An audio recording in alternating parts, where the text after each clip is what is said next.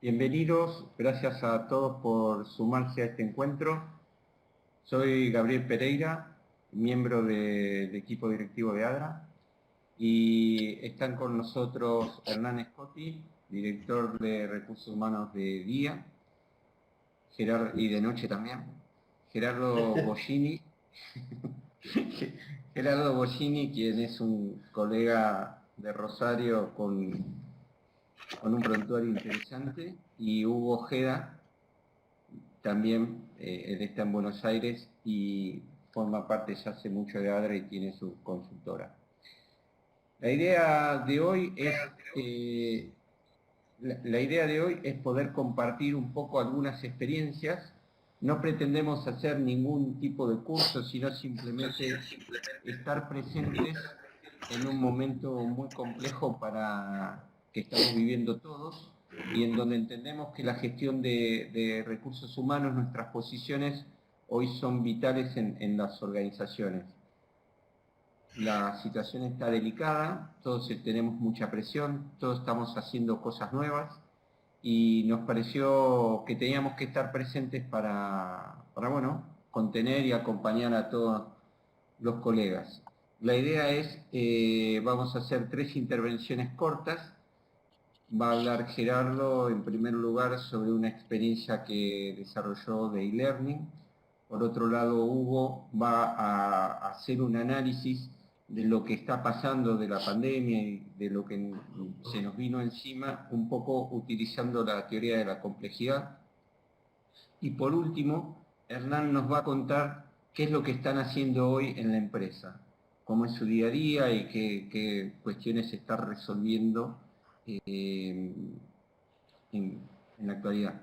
Y la idea es después dejar 20 minutos, 25 minutos como para dialogar entre todos con ustedes y que nos hagan preguntas a través del chat. Yo voy a ir moderando y voy a ir escogiendo algunas preguntas, y bueno, la idea es trabajar una hora, poder compartir este momento, y luego, dado la repercusión que tuvo, seguramente haremos otro encuentro.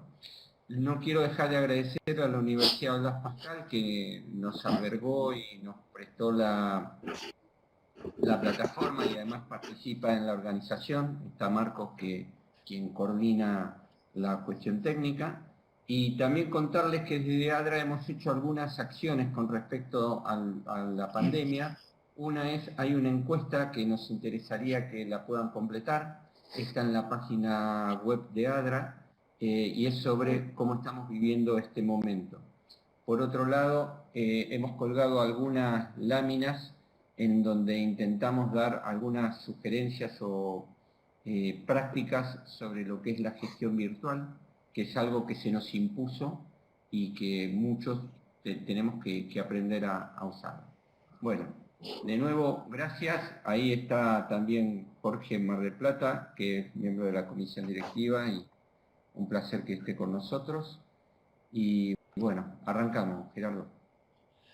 Bueno, primero agradecer por supuesto a ATRA la convocatoria y a la universidad el espacio que nos brindan. Y de mi parte compartir algo que nos pasó. Yo tuve la suerte de trabajar para una compañía finlandesa en Europa. Viví muchos años en España y tuve un rol a nivel corporativo que era líder de la gestión del desempeño. Entonces, una de las cosas que detectamos fue que la gestión del desempeño estaba todo el sistema puesto online. ¿Y qué pasaba? Lo podía ver el CEO de la compañía. Entonces habíamos visto que se hacía una vez al año nada más para 15.000 empleados, y lo que habíamos visto es que todas las evaluaciones de desempeño estaban escritas en tercera persona, o gran parte de ellas. En vez de estar escritas o su contenido dirigido a la persona a la cual uno trataba de acompañar en su desempeño, estaban escritas para aquel que leía la evaluación de desempeño. Es como si alguien decía, fulano de tal es una persona, así, o sea, todo en tercera persona, ¿no? Y lo que veíamos era que eso era producto justamente de que para que alguien pudiera premiar o castigar a la persona, lo hacía en tercera persona. Y no estaba en realidad gestionando el desempeño, no estaba acompañando la gestión del desempeño, que era la utilidad de la herramienta. Entonces, ¿qué hicimos? Dijimos, bueno, vamos a hacer una enseñanza online de cómo hay que hacer la gestión del desempeño, porque era muy difícil, eran los 5 continentes, 36 países, y era muy difícil hacerlo en forma individual o de cascada, ¿no? Queríamos mandar un mensaje unificador. Entonces hicimos nuestros hermosos cursos online, no importa, con distintas herramientas, audios, videos, lo que fuera, ¿no? De presentaciones, documentos, lo que sea. Nos aseguramos de que todo el mundo firmara que lo había hecho, y cuando llegaron las evaluaciones de desempeño salían exactamente igual. Entonces hicimos una segunda ronda, si se quiere, de análisis de qué es lo que nos había pasado, dónde habíamos fracasado y cuáles eran las lecciones que habíamos aprendido, ¿no? Entonces, ahí descubrimos, primero, que el target, es decir, digamos, como resumen de lo que aprendimos en ese e-learning, que a lo mejor podemos compartir en esta charla tan rápida, ¿no? Primero que no habíamos hecho un análisis correcto del grupo target al que iba dirigido. ¿Por qué? Porque vimos, por ejemplo, que eran distintas culturas, distintos países, y tenían distintas formas de interpretar el mensaje que nosotros mandamos. Entonces, primer error, no haber hecho un análisis del grupo target al cual estaba dirigido. Después, que las herramientas que habíamos utilizado para el e-learning no eran, por supuesto, no eran tan sofisticadas como actual, ¿no? Porque la velocidad de lo que es hoy, la tecnología y demás, ha cambiado bastante y hoy tenemos más herramientas. Pero en ese momento hicimos muchas presentaciones de PowerPoint, poco video, poco audio o poca comunicación verbal, más presentaciones.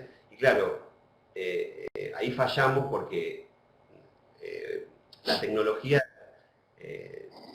hoy te permite otras cosas. Y en aquel momento deberíamos haber hecho a lo mejor una inversión más grande o de tiempo y de recursos para también aprovechar una mejor comunicación. Y por otro lado, que la persona que hacía que hacía las transmisiones no existía. No había una persona que hiciera las transmisiones, sino que era un lugar hacia donde uno tenía que ir a formarse. Entonces había como una especie de pérdida en esa comunicación, o en esa enseñanza, o en esa enseñanza electrónica. De ahí que en la segunda revisión tuvimos que hacer ya más ampliada, si se quiere, la capacitación, y además, aunque era online, o aunque era un e-learning, y además debimos acompañarlas con un líder local que pudiera contestar las preguntas y demás. Entonces, ¿qué hicimos? Tuvimos que llevar a esas personas primero al centro corporativo para formarlas, y que pudieran ser una especie de comunicadores ante las dudas locales, ante las dudas culturales de cada una de las personas que participaba de la formación.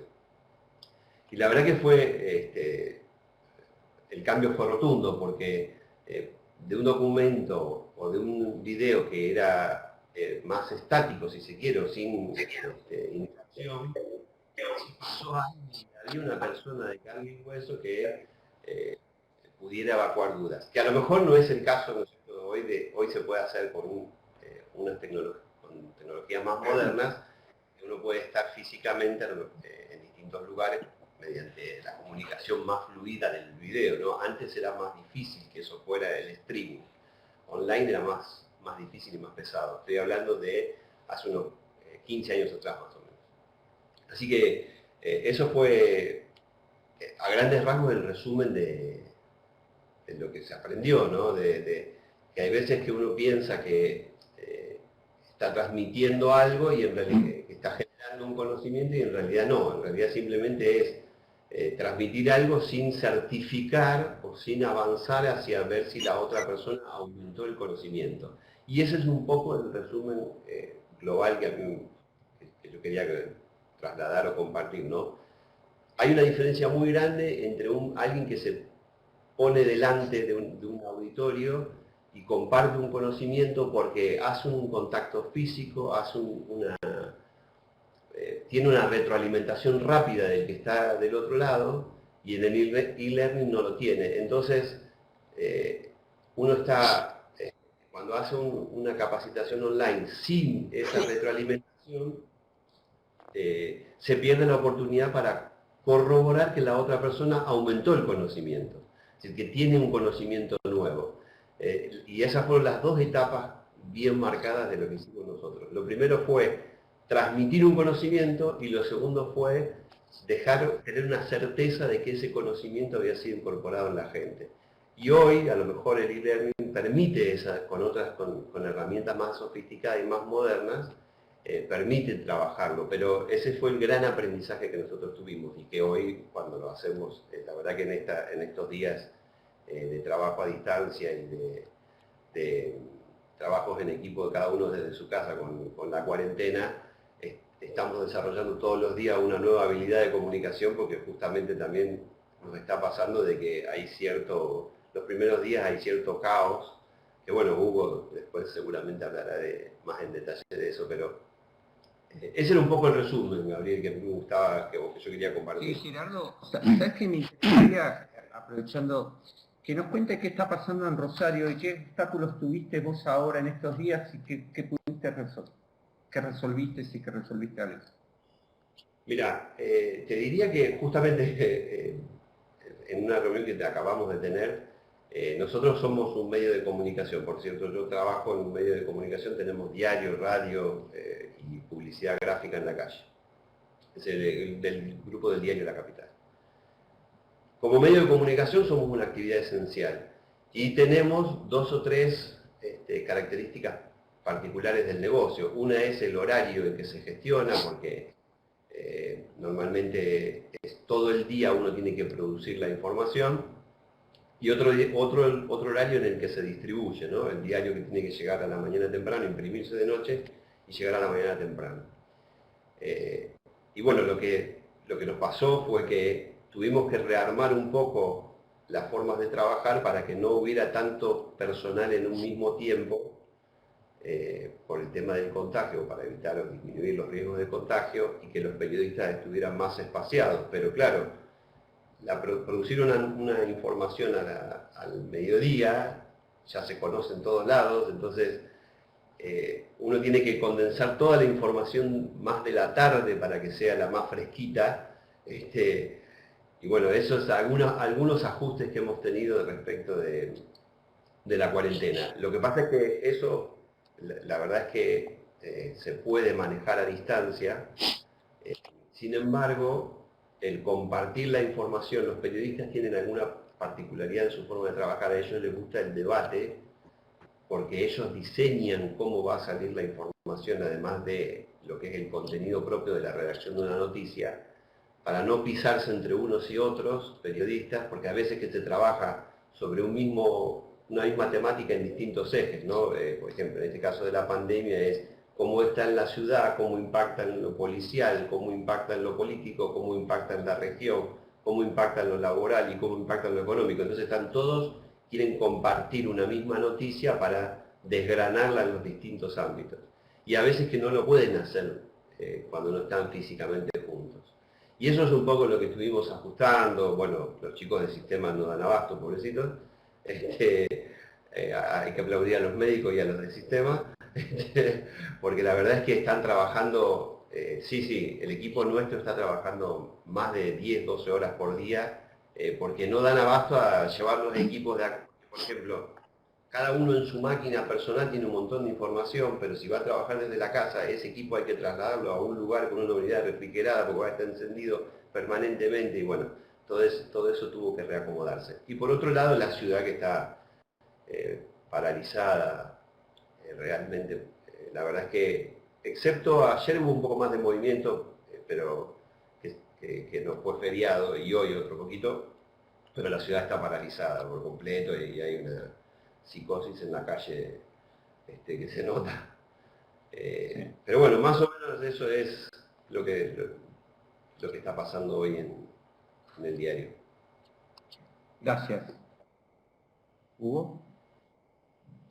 Bueno, gracias, Gabriel. Bueno, me pidieron que trabaje sobre la idea de los puntos de convergencia entre la teoría de la complejidad, o sea, acá me pidieron una cosa conceptual, con respecto a la pandemia que estamos viviendo, la pandemia nuestra de cada día, ¿sí?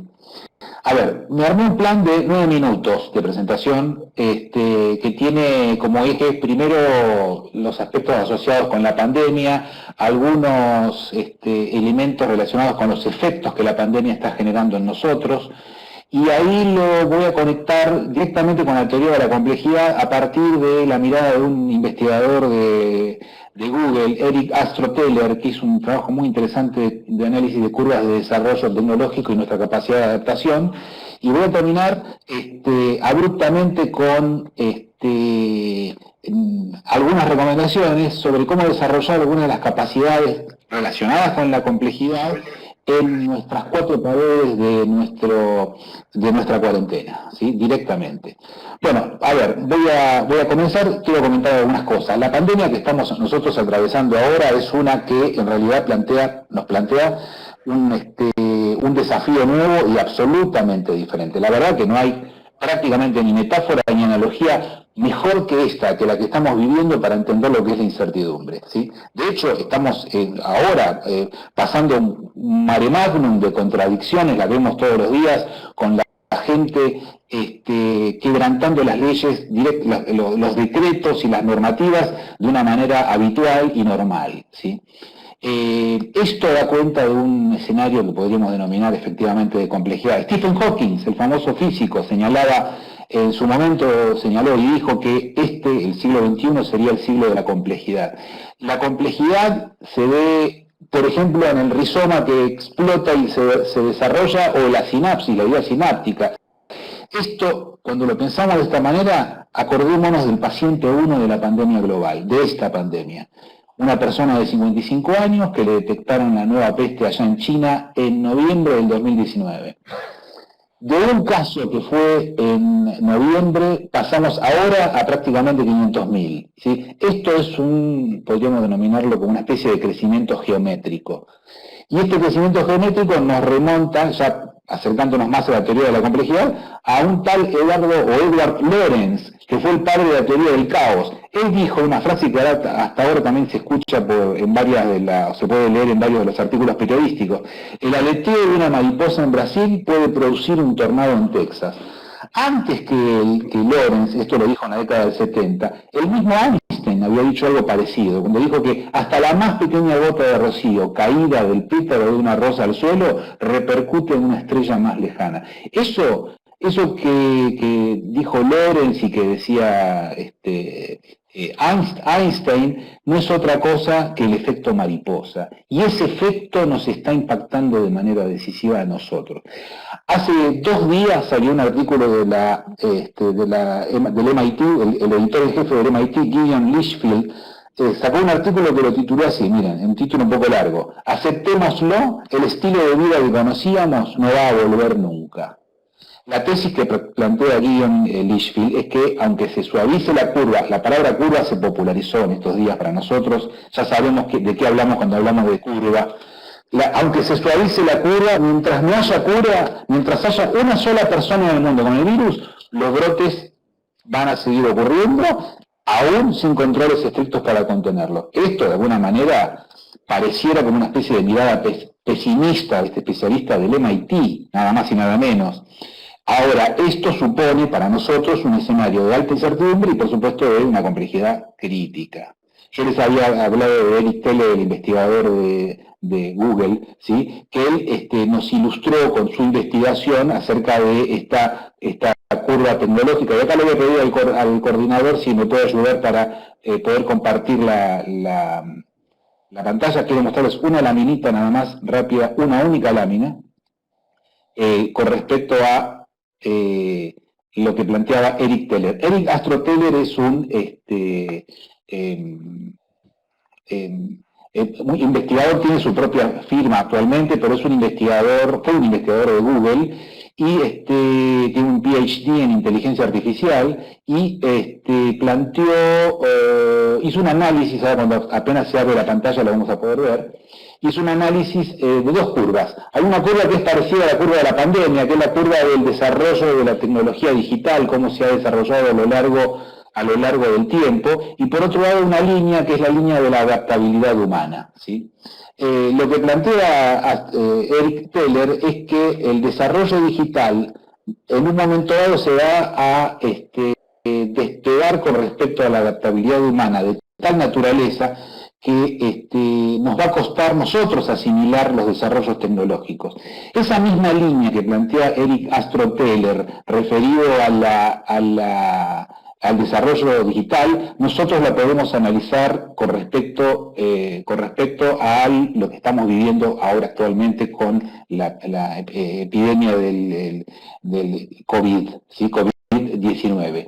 La idea que está detrás de lo que plantea Eric Astroteller es que nosotros, el problema que estamos teniendo para poder enfrentar los temas del desarrollo tecnológico, en este caso también de la epidemia del COVID, es que la cuestión está en nuestra capacidad de aprendizaje, que la cuestión está en que nosotros tenemos dificultades para adecuarnos a lo que está pasando en el contexto que estamos viviendo, ¿sí? Vamos a volver, voy a salir de la lámina, si querés volvemos a la anterior, si no podemos poner esa, no te preocupes. Los seres humanos, como seres aprendientes que somos justamente aquellos sobre los que tenemos que enfocarnos en cuanto a cómo podemos adaptar y desarrollar nuestra capacidad de adaptación para las innovaciones tecnológicas, en este caso para la pandemia que estamos viviendo. Y aquí voy a meter a la teoría de la complejidad. Les voy a proponer algunas palabras solamente de un autor que es famoso, un francés que se llama Edgar Morin, que fue uno de los grandes pivotes de la teoría de la complejidad. Él dice que los seres humanos somos seres biológicos, somos pura complejidad, y tenemos que evitar la tentación de la predecibilidad. La predecibilidad es esa idea de la linealidad, de la experiencia que tuvimos en el pasado nos puede ayudar para el futuro. Eso algunos autores, también incluso en la Harvard, denominan la trampa de la experiencia. La escena del humano es compleja, es laberíntica, es caótica. El ser humano es una persona compleja que interactúa y vive en un mundo de relaciones no lineales, donde nada se puede predecir a partir del pasado. Lo que Morin nos enseña a nosotros es que tenemos que afrontar la contradicción, afrontar la contracción, estamos obligados a vivir en la incertidumbre y nuestro desafío es poder trabajar dentro de esta incertidumbre, de esta contradicción. Ahora, cuando nosotros pensamos esto que dice Morin y que lo conectamos con lo que decía Astroteller acerca de que tenemos que desarrollar nuestra capacidad de adaptación para poder enfrentar el crecimiento logarítmico, geométrico, en este caso de la pandemia, es entonces ahí en donde se nos plantea, bueno, ¿cómo hacemos para pensar con complejidad y afrontar la realidad que nos toca?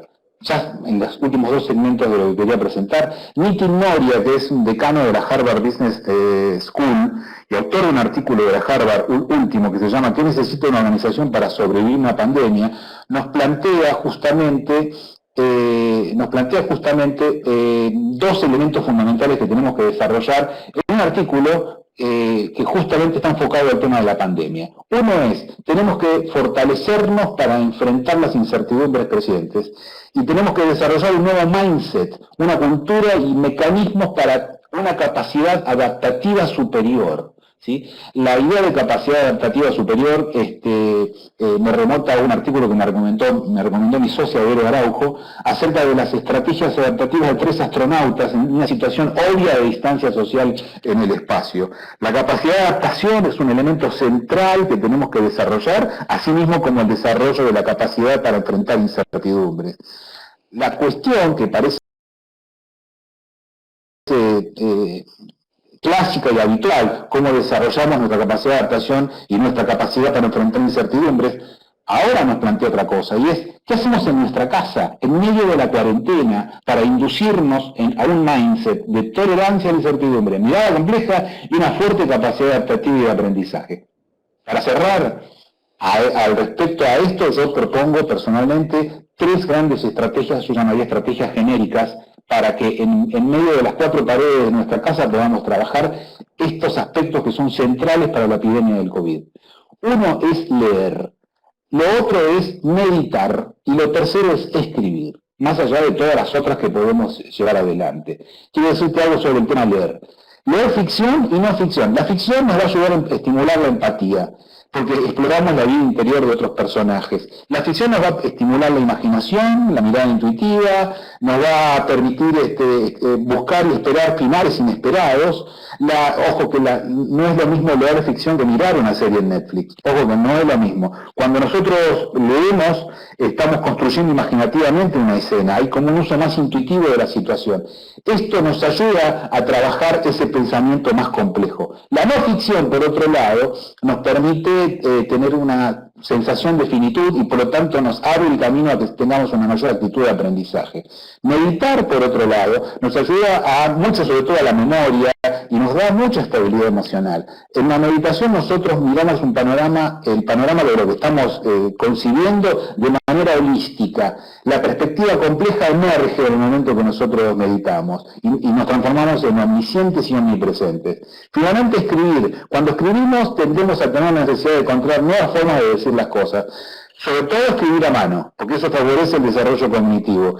Cuando escribimos, liberamos nuestras emociones y sentimientos. Y obviamente, cuando escribimos, controlamos el caos de nuestras propias ideas y le damos un cauce escrito.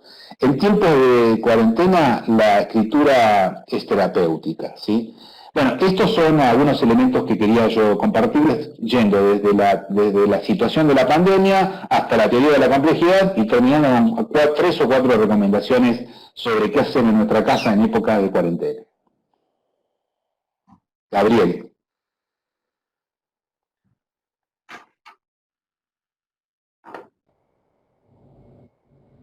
¿Gabriel? Está sin audio, Gabriel. Perdón, había puesto un... perdón, muchas gracias. Hernán. Bueno, buenas tardes a todos. Gracias, Gabriel. Gracias a Adra por la invitación. Bueno, yo voy a compartir un poco la experiencia que nos está tocando transitar ya desde hace unos cuantos días. La verdad que, para ser muy honesto, nosotros no estábamos preparados para lo que vino. No teníamos ni dimensión y creo que lo fuimos aprendiendo a los golpes. En nuestro caso tuvimos que convivir con un caso positivo de coronavirus, que fue el número 19 en el país, y que particularmente a mí me tocó de cerca porque yo estuve en contacto con esa persona, conjuntamente con otros colegas, en el cual automáticamente tuvimos que habilitar el protocolo y ponernos en cuarentena. Fue toda una experiencia porque tuvimos una situación muy particular y donde nos tocó tomar algunas decisiones que en su momento fue bastante fuerte, que es cerrar una sede donde conviven 450 personas, pero lo tuvimos que tomar en ese momento. Creo que era una de las medidas preventivas.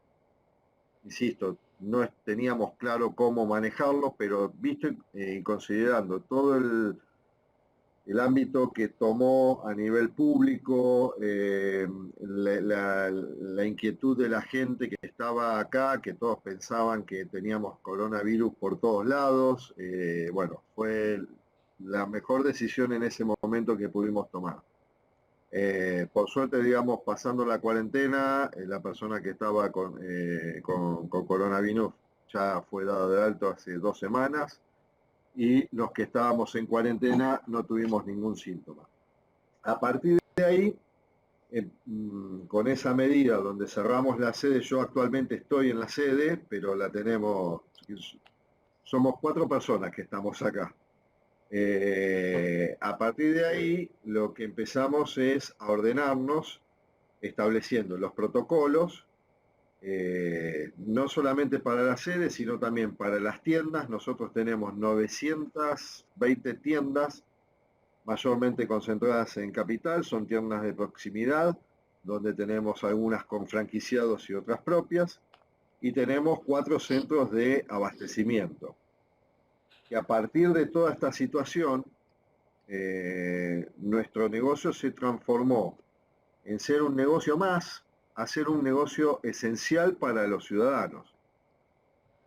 Y esto lo que implica es que tengamos un servicio de abastecimiento permanente todos los días y que nuestras tiendas estén abiertas con un determinado horario de atención al público. En sí, empezamos a implementar protocolos tanto en las tiendas como en los centros de abastecimiento y también en la sede. Tenemos, no sé qué pasó con la pantallita.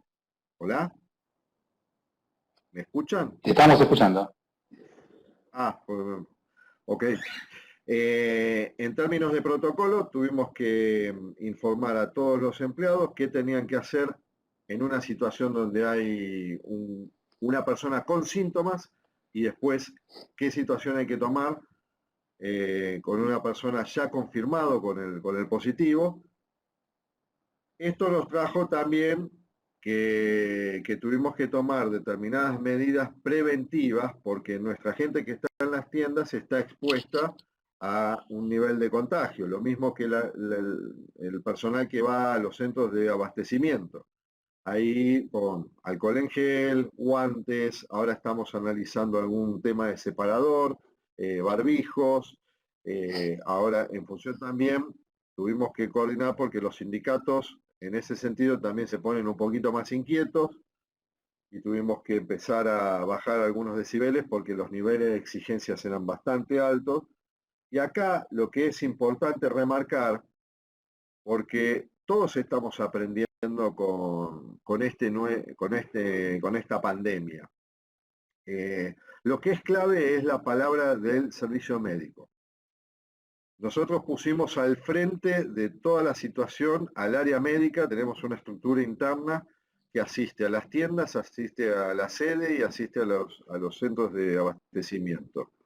Y antes de habilitar, digamos, el contacto al 107, interviene nuestro servicio médico. Nosotros estamos traqueando desde el primer momento cualquier tipo de síntoma que pueda llegar a tener cualquier empleado de la compañía. También lo que hemos instrumentado es al ingreso de los centros de distribución, estamos tomando la temperatura a todos los operarios nuestros y también a los transportistas, porque los transportistas también entran en la sede, en los centros de abastecimiento.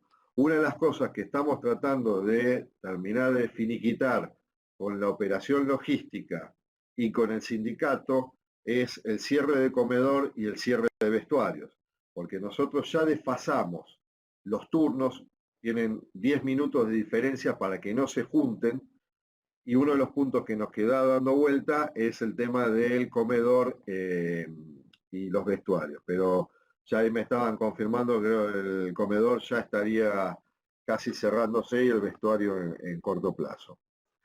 Con relación también al tema de tiendas, bueno, y en función de la cuarentena que dictó el gobierno, obviamente tenemos determinados grupos de personas, las embarazadas, mayores de 60, y aquellas personas que no tienen con quién dejar a los chicos, que están tomando una licencia. Esto, como decía, al volvernos en un servicio esencial, nos trajo otra complejidad adicional, que es necesidad de reclutamiento. Nosotros tuvimos que habilitar como 4 agencias eventuales.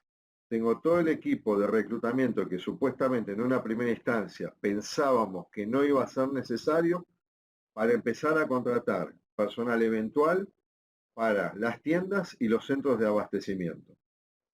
No solamente por los picos que estamos teniendo, sino también porque cada vez estamos notando que nos está entrando más gente en licencia. Y ahí también para conseguir recursos rápidamente tuvimos algunos contactos con empresas que lamentablemente se encuentran en una situación donde ellos están reduciendo algunas plantillas, sobre todo eventuales. Y ya pudimos tomar algunas de esas personas para tanto tiendas como los centros de distribución.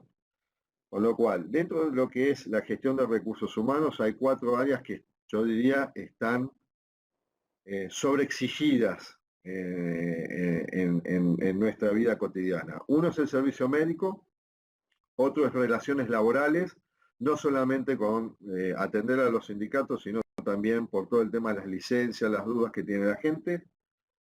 Otro es el área de comunicaciones. Desde comunicaciones tuvimos que coordinar todo, porque todo el mundo quería seguir a dar mensajes y bueno, tuvimos que concentrar y definir diferentes tipos de medios, formatos, dependiendo de los distintos grupos, y en particular armamos una carpeta específicamente para lo que es coronavirus. Y la última área que en una primera instancia estaba mucho más tranquila y ahora se empezó a activar fuertemente es el área de reclutamiento. Como algunas lecciones, digamos, aprendidas de todo esto y que vamos aprendiendo sobre la marcha, es clave tener una cabeza que esté liderando en estos momentos estas crisis. Y generalmente está recayendo bastante en el área de recursos humanos o conjuntamente con las áreas de operaciones. Nosotros montamos un comité de crisis, montamos protocolos también para evitar las reuniones de varios miembros de la dirección por las dudas que si tengamos coronavirus y cómo sigue funcionando en términos de decisiones. Acá en la sede seguimos estimulando el home office, si bien nosotros tenemos la habilitación para poder circular, nos parece lo más prudente y un poco el mensaje que transmitimos es, toda aquella persona que puede estar trabajando en forma remota y no es necesario estar acompañando la operación presencialmente, que siga en su casa.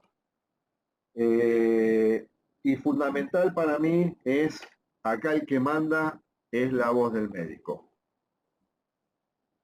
Así que hay que aceptarlo, entenderlo, y porque empezamos a sacar muchas conclusiones, empezamos a opinar mucho, pero acá la clave es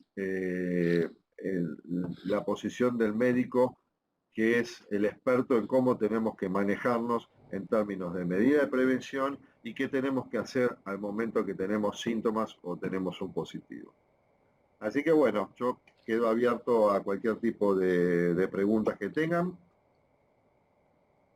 Bárbaro. A ver, yo voy a hacer una pequeña síntesis de lo que estuvieron hablando y después Gerardo va a mirar las preguntas porque yo no las estoy pudiendo ver. Diría que ante un fenómeno como contaba Hugo, que tiene todos los parámetros de un fenómeno exponencial, por eso, digamos, sigue la curva de lo que sería la transformación digital, se adviene lo complejo y lo inesperado, nadie sabe muy bien qué hacer, hay mucho miedo y cierta angustia. Entonces Hugo contaba el tema del leer, el escribir, del tratar de hacer cosas que puedan ayudarnos a guiar todo esto que nos pasa y ponerlo en un lugar.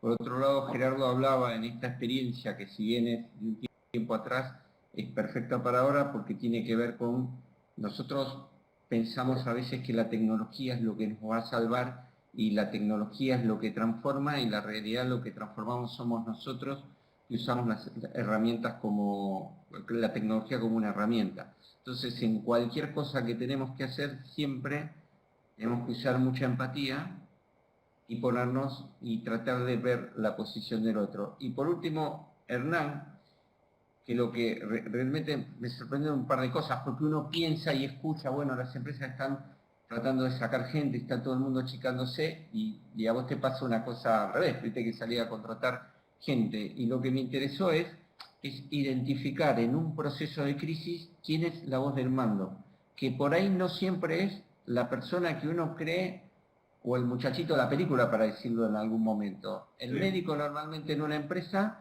es alguien que está ahí guardadito en algún lugar, en un consultorio, que a veces lo vemos, no sabemos si existe, y de repente es el muchachito, ¿no? La cámara se posó y hay que saber ubicarlo en ese lugar, y la verdad que me parece perfecto. Y a partir de ahí, armar un equipo y priorizar qué cosas son las realmente importantes y cómo hacemos para llevar tranquilidad a la gente, que así como esto nos afecta a nosotros como profesionales y personas y a nuestras familias, a los trabajadores, a los colaboradores también. Entonces, nada, me parece que esto fue un poco el resumen. Gerardo, ¿podés identificar las preguntas? Sí. Tenemos unas preguntas para Hernán primero. A ver, una que es de, si no me equivoco, Alejandra Truco, que debe estar en Rosario. Muy bien, Alejandra. Pregunta para Hernán, dice, mencionaste necesidad de reclutamiento y tenemos empresas con necesidad seguramente de suspensión de personal. ¿Están pensando en algún tipo de convenio o acuerdo que permita la cesión de esos contratos o articular alguna herramienta para aprovechar esa mano de obra que suele estar calificada? Y yo te agrego otra a esa completando. ¿Están en el delivery aumentando mano de obra? Bueno, Alejandra, tanto tiempo, te mando un beso. A ver, no es que estamos haciendo acuerdos específicamente con cesión de contratos. Sí estamos hablando con empresas que tengan alguna necesidad de hacer alguna reducción para tomarlos. Básicamente lo que estamos tomando son personal para las tiendas, o sea, repositores y algunos cajeros que los preparamos con un curso, un entrenamiento, y personal para el centro de abastecimiento. O sea, para mover, digamos, lo que le decimos en la jerga, los bultos.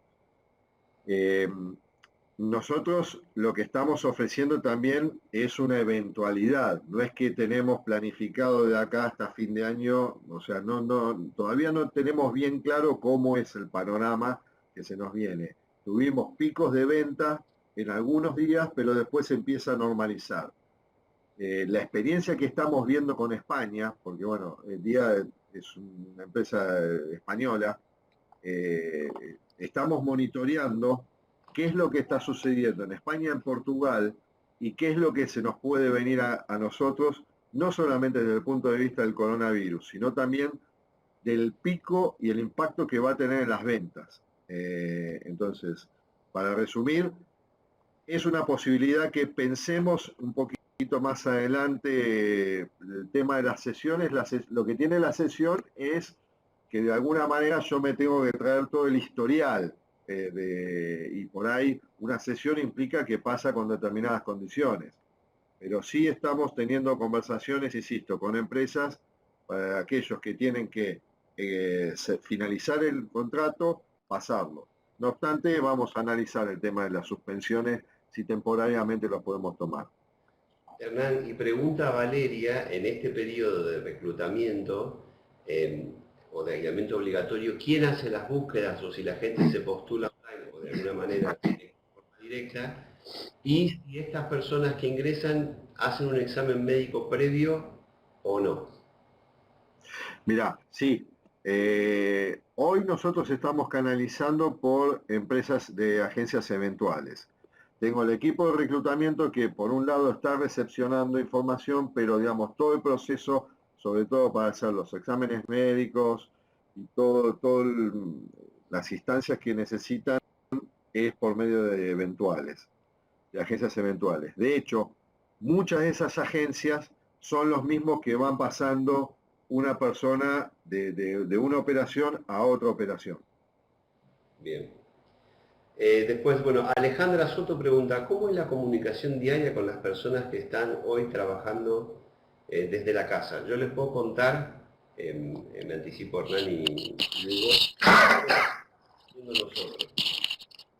nosotros tenemos una web, una intranet, que por ejemplo, toda la comunicación oficial que tenemos que hacer como compañía o lo que fuera, o algún comunicado de algún horario en particular que cambiamos, o por ejemplo, la provincia de Santa Fe dictaminó que las personas tenían que circular con un certificado de trabajo y además el alta de AFIP. Y claro, el acta de AFIP hay una copia de cada uno en el legajo, pero también tenemos la posibilidad de bajar un PDF desde la página de AFIP.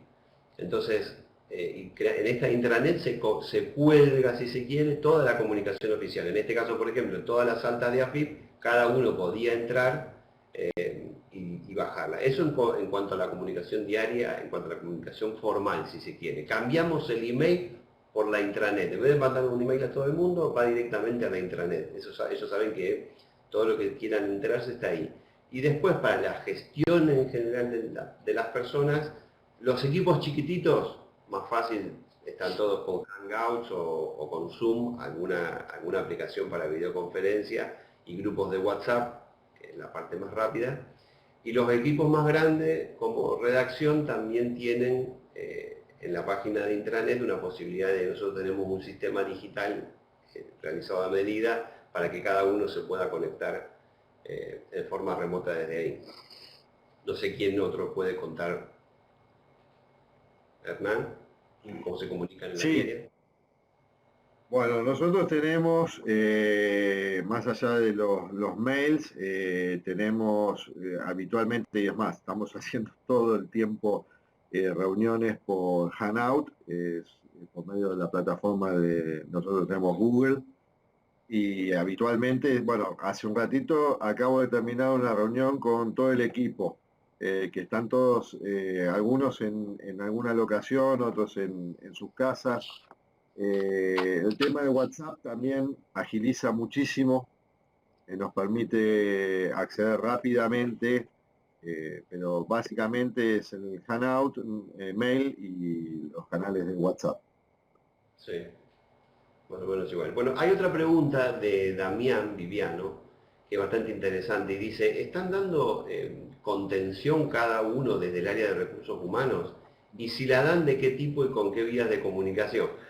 De por sí recursos humanos suele ser el psicólogo personal de cada uno de los empleados de la compañía, y damos una contención física. Ahora es un poco más complejo al no estar físicamente, pero la verdad que, por lo menos en mi caso, no sé, Hernán, en el caso tuyo, esto es una curva de aprendizaje. Estamos en los primeros días de esta pandemia, estamos en los primeros días de esta cuarentena. Creo que va a ir aumentando porque ya se habla de mitad de abril, finales de abril, quizás más tiempo, vaya uno a saber. Creo que va a cambiar, lo dijo Hugo cuando estaba en su exposición, no va a ser igual el antes y el después de lo que pase acá, no va a ser igual. Creo que va a cambiar la forma de trabajar en general, porque vamos a tener una psicosis todavía que suele pasar a lo complejo de esto, ¿no? O a la forma de ver las cosas y el mundo en general.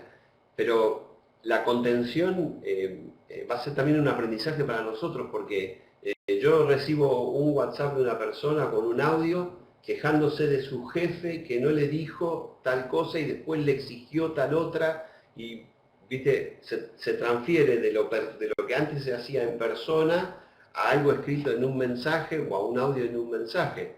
Entonces, quizás vamos a tener que aprender a hablar por una vía de videocharla como tenemos en estos momentos, pero a lo mejor desde el punto de vista de gestión. A lo mejor hacerlo también como una especie de consultorio psicológico virtual. Por lo menos creo que es aprendizaje. A ver, en nuestro caso, el tema de la contención se está poniendo cada vez más necesario, poniéndolo en estos términos, porque, insisto, tenemos mucha gente que está en las tiendas y que tienen mucho miedo. Tienen mucho miedo a contagiarse, todo el tiempo están en exposición, por más medidas que tomemos, también viajan, o sea, están muy expuestos. Entonces, a medida que va pasando el tiempo y a medida que se van viendo más casos, mismo también en los centros de abastecimiento, el nivel de incertidumbre, de ansiedad, de temor, cada vez sube más.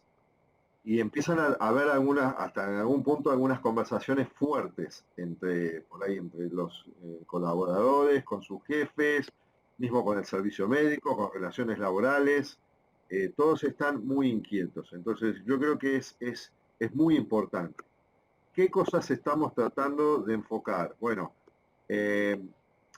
sobre todo a las tiendas y a los líderes del centro de abastecimiento, la estamos poniendo en primera línea al servicio médico y teniendo conversaciones. Así como estamos teniendo nosotros, estamos poniendo a nuestros médicos a hablar con los jefes de tiendas, a sacarse todas las dudas que tengan.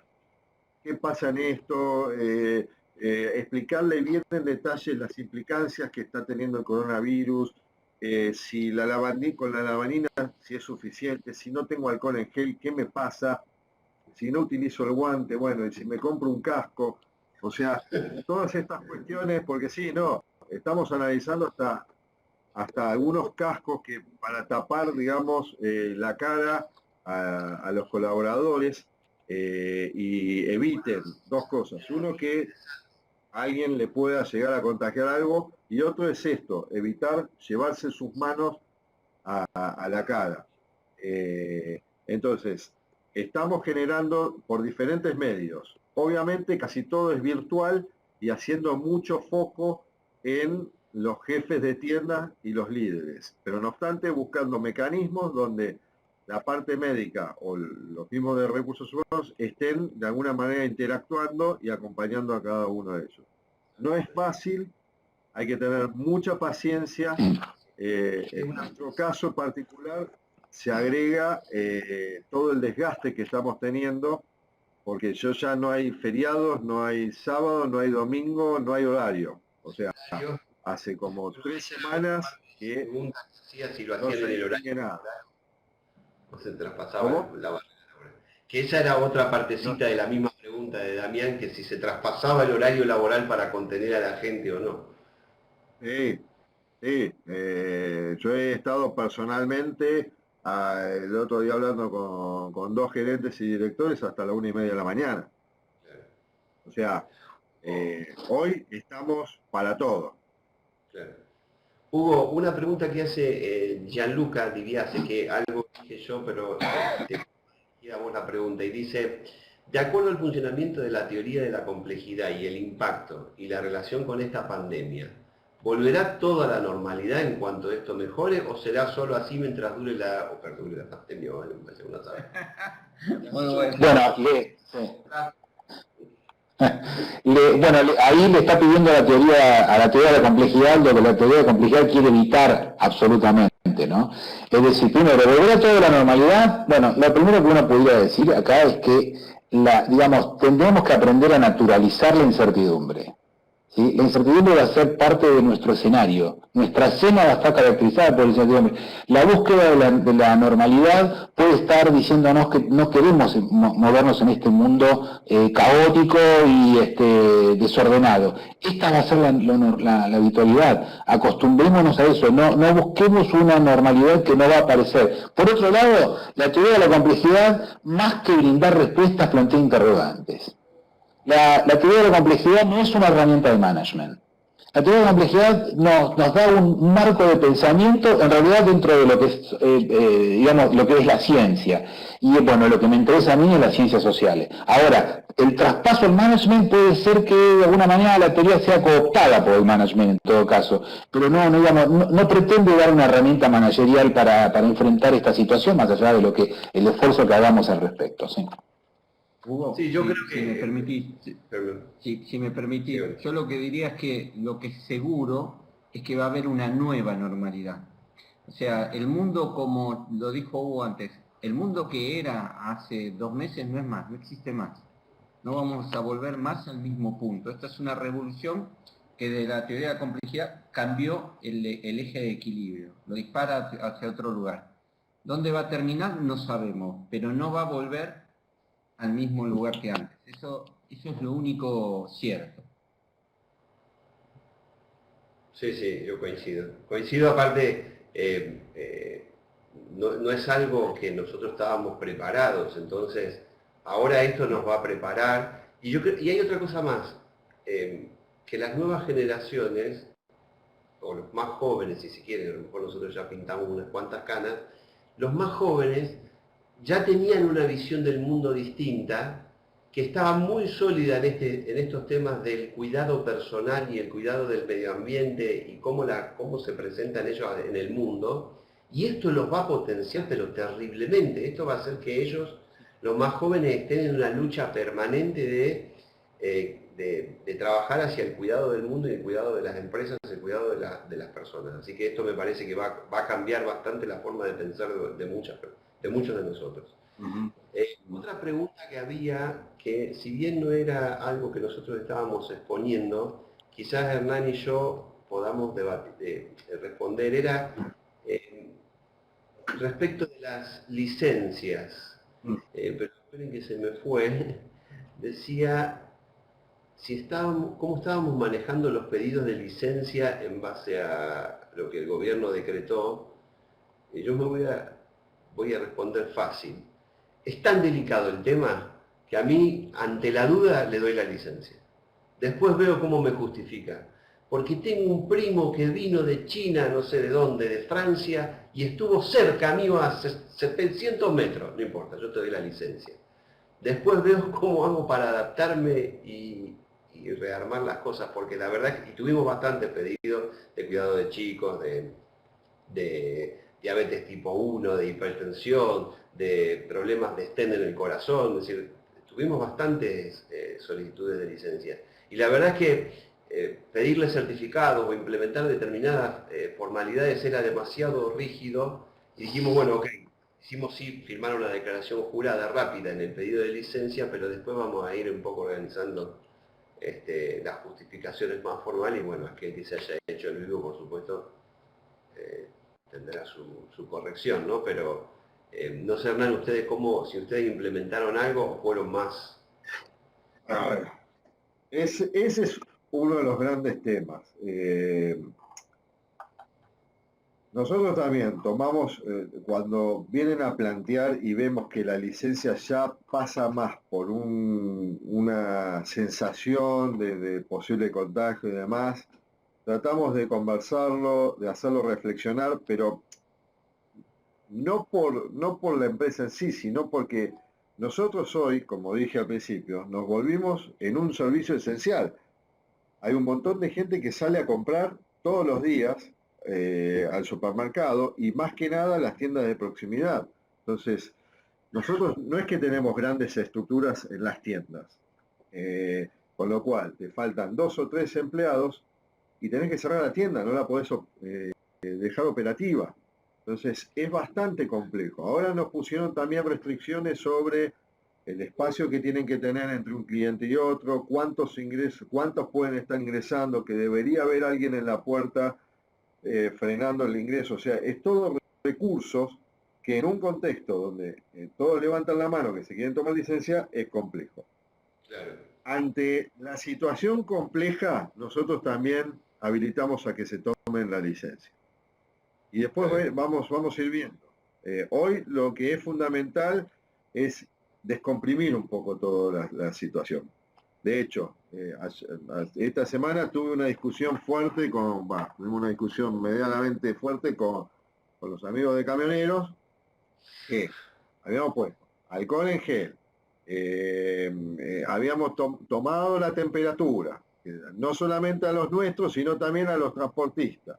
Le habíamos tomado toda la medida. Ahora se les ocurrió una antiparra, que los mismos operarios dicen, no me pongan esta antiparra, a mí no me sirve. Y médicamente tampoco sirve para nada eso, ahí en el depósito. Bueno, una gran discusión hasta que le dije, bueno, muchachos, pongan los anteojos y listo, salgamos o sea, hay determinadas cosas que hay que ser prácticos en este momento. Sí, no empezar con tu debate porque si no, nos paramos. Hernán, ahí la pregunta que hacen específicamente para las tiendas es si alguien te pidió licencia sin goce de sueldo, es decir, o por miedo a no ir, si dice, por miedo a contagiarse, no quiere ir directamente y no le importa incluso no cobrar, si tuvieron esa pregunta. Sí. Tuvimos el planteo, descomprimimos un poco como tomate un par de días. No le aplicamos una licencia sin goce. Le dimos algunos días para que vea, reflexione un poco. Y en general algunos volvieron, ¿eh? Está bien. Sí, nosotros tuvimos un caso de una persona que dijo, yo no voy. ¿Pero tenés alguna causa? No, no tengo, no quiero ir. Bueno, Sí. bueno, no venga, después vemos cómo hacemos. Le descontamos los días, le damos una licencia anticipada, no sé, algo vamos a hacer, pero sí, tuvimos. También, bueno, hay que entender la situación, ¿no? Es un aprendizaje para los empleados y para nosotros también, tomando las decisiones. A ver, una de las primeras cosas que nosotros nos pusimos de acuerdo en toda esta situación, que primero vamos a privilegiar la salud de nuestros empleados. Eso para nosotros hoy es mandatorio. Entonces, frente a eso, puedo tratar de hacerlo revisar su idea de tomarse una licencia y demás hasta un cierto punto. Cuando realmente sigue insistiendo que tiene temor, anda a tu casa. Bien, no sé cómo andamos de tiempo, Gabriel. No, vamos a ir terminando. Sí, seguramente vamos a enviar la grabación de la sesión y calculo que el lunes ya estaremos anunciando la semana que viene, la nueva fecha en donde vamos a hacer otro encuentro. Quería agradecerle a ustedes por sumarse y a todos los que participaron. No, Gabriel, que no lo dije yo, pero estimo que cualquiera de nosotros está en LinkedIn, nos pueden enviar una invitación y seguir consultándonos por esa vía. Sí, porque hay muchas cosas, la verdad es que estoy leyendo acá preguntas interesantes de si pensamos que el home office baja el desempeño y cosas así que podemos contestar, pero nada, como tenemos un Lo que tiempo... vamos a hacer es tomar las preguntas que quedaron pendientes, porque para la próxima sesión ya vamos, digamos, a incluirlas y seguramente daremos un espacio o una presentación ad hoc para responderlas. Pero igual estamos todos en LinkedIn a disposición y también en las comisiones de ADRA las pueden consultar por la web para inscribirse. Así que bueno, gracias a todos por estar. Un abrazo, pero a la distancia y con el alcohol en gel primero. Saludos. Chao, gracias, Gracias. Chao.